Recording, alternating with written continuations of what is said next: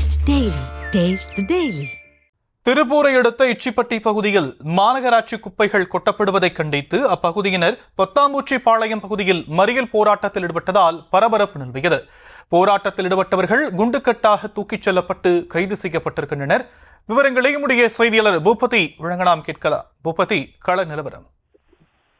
வணக்கம் ஷாம். அதாவது திருப்பூர் மாவட்டம் அடுத்த பல்லடம் தாலுகாவுக்கு உட்பட்ட இச்சிப்பட்டி அந்த பகுதி உள்ளது. இந்த பகுதியில் இருக்கக்கூடிய பாறைக்குழி பகுதிகளுக்கு, அதாவது திருப்பூர் மாநகராட்சியில் இருக்கக்கூடிய 60 வார்டுகளில் சேகரிக்கப்படிய அந்த குப்பைகளை கொண்டு வந்து கடந்த சில தினங்களாக கொட்டப்பட்டு வரும் சூழ்நிலையில் இப்பகுதியில் இருக்கக்கூடிய விவசாயிகள் மற்றும் பொதுமக்கள் தொடர்ந்து எதிர்ப்பு தெரிவித்த நிலையில் நேற்றைய தினம் அதாவது குப்பை லாரிகளை முற்றுகையிட்ட அப்பகுதி மக்கள் மற்றும் விவசாயிகளிடம் மாநகராட்சி அதிகாரிகள் மற்றும் காவல்துறையினர் முன்னிலையில் இனி இந்த பகுதிக்கு குப்பைகள் கொட்டப்பட மாட்டாது என உறுதியளித்ததாக கூறப்படுகிறது. இந்த நிலையில் நேற்று இரவே 100க்கும் மேற்பட்ட லாரிகளில் அந்த பகுதியில் மீண்டும் குப்பை கொட்டப்பட்டுள்ள நிலையில் தற்பொழுது இன்று காலையும் குப்பைகள் மீண்டும் அந்த பகுதி கொண்டு வந்துள்ள சூழ்நிலையில் அந்த லாரிகளை சிறைப்பிடித்து அப்பகுதியில் அந்த விவசாயிகளும் பொதுமக்களும் போராட்டத்தில் ஈடுபட்டனர்.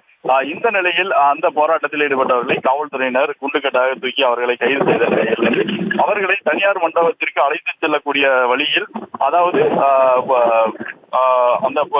ஊர் பகுதியில் அந்த வாகனம் காவல்துறை வாகனம் செல்ல முற்படும் நிலையில் அந்த வாகனத்தை சிறைப்பிடித்து தற்பொழுது அந்த பெத்தாம்பூச்சிபாளையம் பகுதியில் அந்த பொதுமக்கள் தொடர்ந்து 3 மணி நேரத்துக்கு மேலாக சாலை மறியலில் ஈடுபட்டு வருகின்றனர்.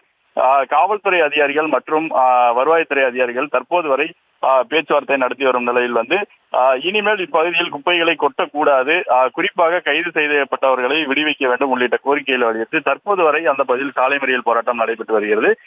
சுமார் 100க்கும் மேற்பட்ட காவல்துறையினர் மற்றும் அதிகாரிகள் இப்பகுதியில் முகாமிட்டு தொடர்ந்து அப்பகுதி மக்களிடையே பேச்சுவார்த்தை நடத்தி வருகின்றனர்.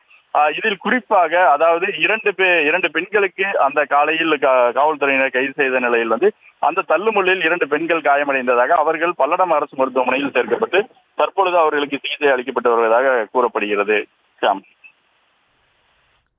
தற்போதைய விவரங்களுக்கு நன்றி பூபதி. Taste the Daily.